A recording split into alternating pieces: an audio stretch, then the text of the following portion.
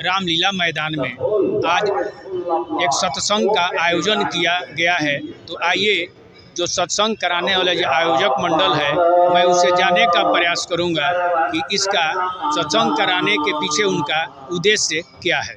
परिचय। राधे राधे।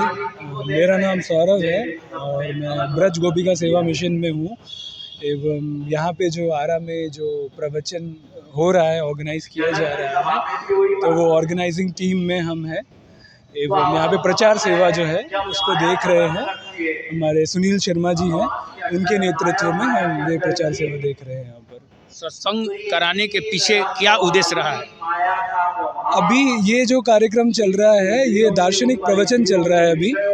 एवं ये उपनिषदों पर मुख्य रूप से देखेंगे तो प्रवचन है, जिसमें यही है कि होलिस्टिक लिविंग का जो कॉन्सेप्ट है उसको प्रस्तुत किया जा रहा है कि हम जो हैं केवल शरीर नहीं है, हम शरीर हैं, उसके साथ में हम में आत्मा है, हमारे में मन है, बुद्धि है। इन सब का केयर हमको करना है।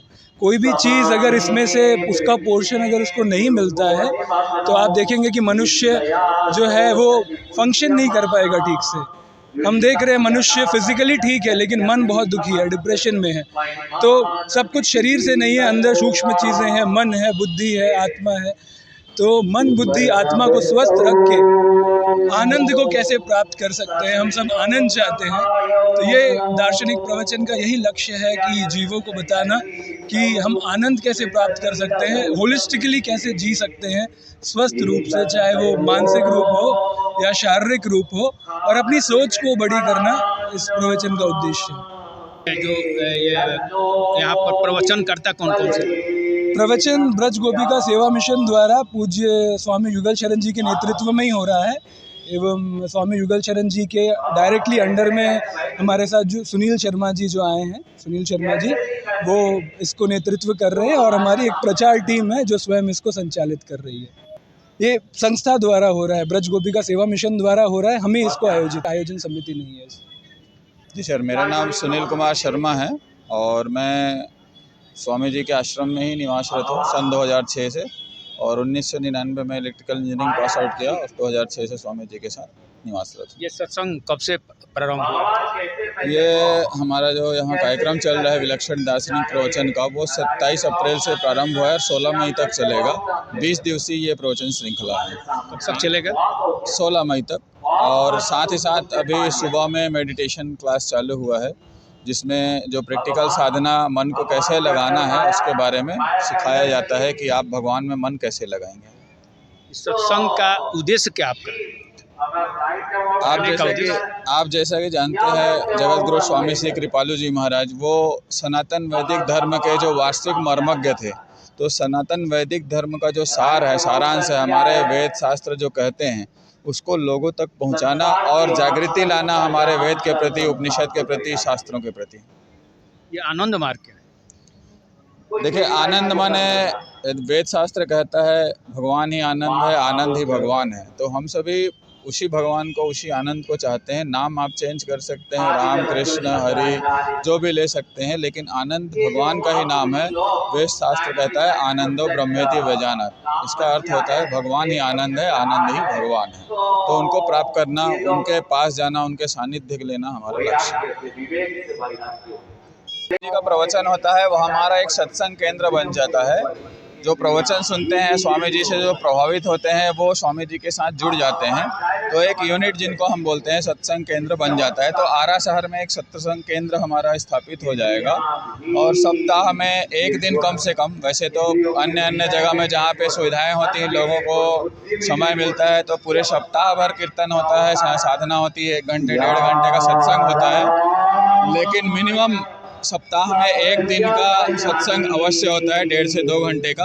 वो प्रत्येक यूनिट लगभग यहाँ पे हमारे भारत में 200 से आसपास यूनिट हैं जहाँ पे सत्संग होता है। हमारे बिहार में भी 20 से 25 यूनिट्स हैं, हमारे पटना में 4 से 5 यूनिट हैं, मुजफ्फरपुर है, बेगूसराय, बिहार शरीफ, गया। तो जितने डिस्ट्रिक्ट प्लेस हैं, जिला हैं, हम जानते हैं बिहार के लगभग सभी जगह सत्संग केंद्र हमारा चलता है। स्वामी जी के साथ में रहता हूँ। मैं हजारीबाग झारखंड से बिलोंग करता हूँ।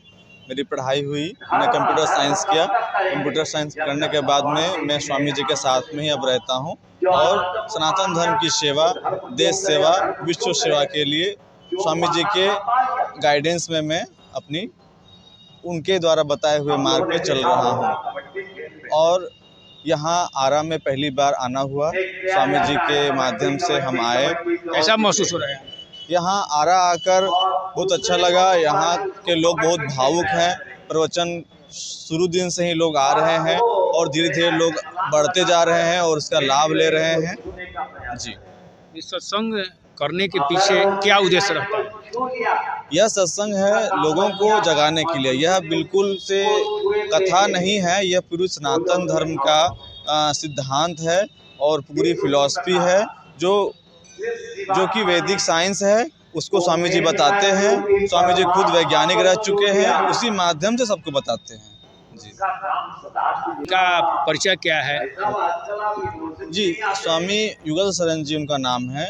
अभी रिसेंटली उनको डॉक्टरेट की उपाधि मिली है, इसलिए हम उनको डॉक्टर स्वामी युगल शरण जी बोलते हैं। उन्होंने एक शोध कार्य संपन्न किया और इसके पहले आरा आने से पहले स्वामी जी का प्रवचन केन्या में हुआ था। स्वामी जी देश विदेश हर जगह प्रवचन करते हैं और लोगों को सनातन धर्म का जो ज्ञान है सबको देते हैं और लोगों को कैसे आनंद प्राप्त करें, कैसे खुशी प्राप्त करें, वो समझाते हैं और लोग इससे लाभान्वित भी हो रहे हैं। सभी लोग इसका लाभ ले रहे हैं, स्वामी जी के साथ जुड़ रहे हैं और इसका लाभ उठा रहे हैं। कहाँ कहाँ प्रवचन किए?